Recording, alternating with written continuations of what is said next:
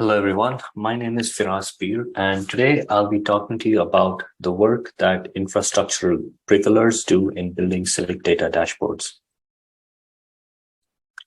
The work I'm presenting today is grounded in the field of digital civics, which is concerned with using digital technologies to empower citizens. The goal in many of these projects is to broaden participation in local governance and local public institutions through interactive systems and data-driven service delivery. One tool that's becoming a popular way of empowering citizens through data is the Civic Data Dashboard. These dashboards are usually free and publicly accessible visual manifestations of data that are of common interest to the community within which they are situated. These dashboards typically consist of a variety of graphs, tables, and maps about the community's demographics, education, public safety, health, etc. But what does it take to create such a dashboard? Who are the actors and what roles do they play in the creation of such dashboards? And what are the kinds of socio-technical infrastructures that need to be in place for such a dashboard to exist? These are some of the questions that I was motivated by when working on this project. The specific research question I'm asking here is, what role do individual stakeholders play in the infrastructuring of civic data dashboards within resource-constrained communities? To answer this question, I took a two-pronged approach where I worked as a developer and ethnographer of the historic Westside Alliance data dashboard. This dashboard was designed to serve the advocacy needs of residents and community leaders in the historic Westside neighborhoods in Atlanta. The development of the dashboard was initiated and funded by the dean of a nearby public university. My involvement in the dashboard started through a data science for social good program, where I was part of a team that developed the dashboard's public safety module. Being part of the development team allowed me to observe the underlying infrastructure through which the data dashboard came together. This included observing the code, databases, programmers, managers, teams, spaces, funding, power, and politics through which the dashboard came to fruition. I study this dashboard not as a tool or an interface that needs to be evaluated, but as a socio-technical assemblage which is influenced by and has an influence on the context within which it's being developed. In addition to the technical development of the public safety module, I also participated in public safety committee meetings and events to get a better sense of who I was designing for and what their goals were.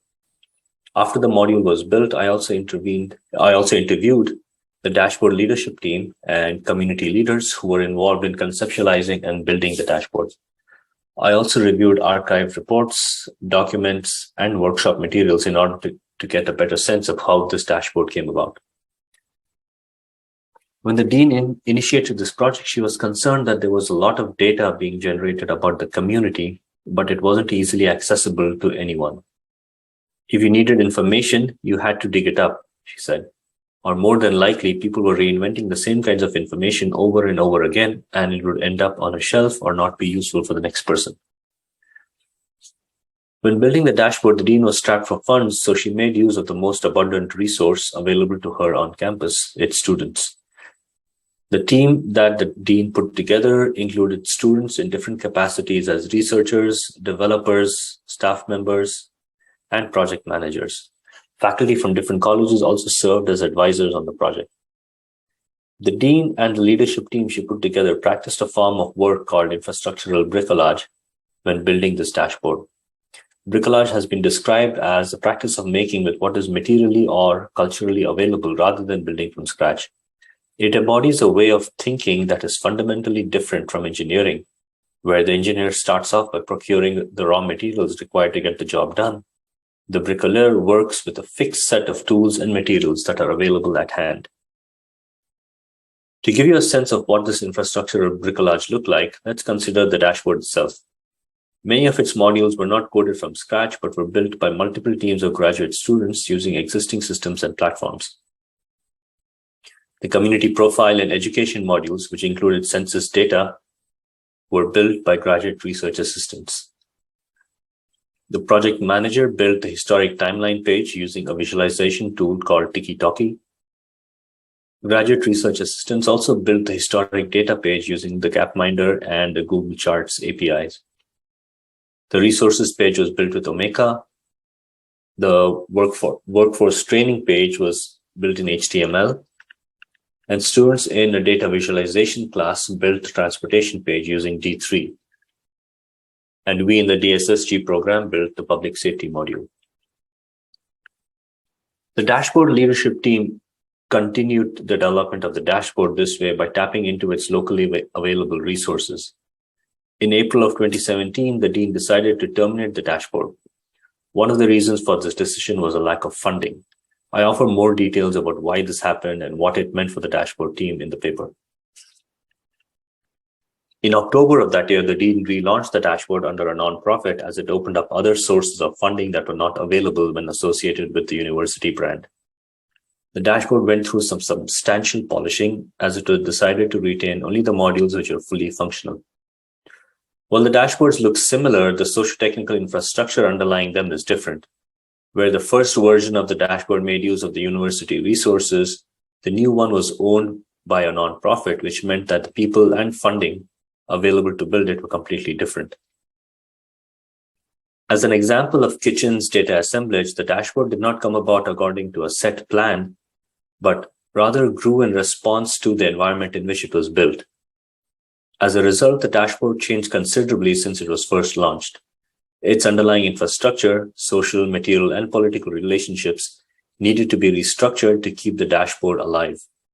It started off as a typical data science for social good project in which students build technology modules that satisfy the community's needs.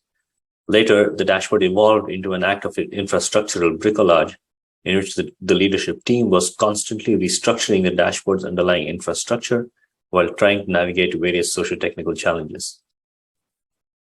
Observing how the dean and her leadership team brought the dashboard and its underlying infrastructure together led us to add further specificity to the work of infrastructural bricoleurs. Analyzing the work they did through the feminist principles of technology design that Suchman and other scholars offer, we found that infrastructural bricoleurs operate through principles of situated knowledge, partial perspectives, limited power, and located accountability. What this means is that they work with what is materially available rather than building everything from scratch. They distribute tasks between groups where each group has limited power, impact, and accountability. They work across established organizational and disciplinary boundaries. They collapse the temporal distinction between technology design and use to see every use situation as an opportunity for design. And they recognize the invisible labor involved in the creation, sustenance, and maintenance of such infrastructures and plan accordingly. While we focused on the infrastructuring of a civic data dashboard, we see this way of working being typical of individuals and teams working in resource-constrained environments in general.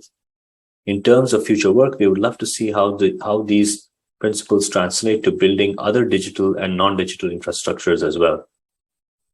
We ourselves have taken this work forward by considering what a more participatory approach to infrastructuring would look like. I could talk more about that, but in the interest of time, I'll stop here and I'll be happy to answer any questions you have. Thank you.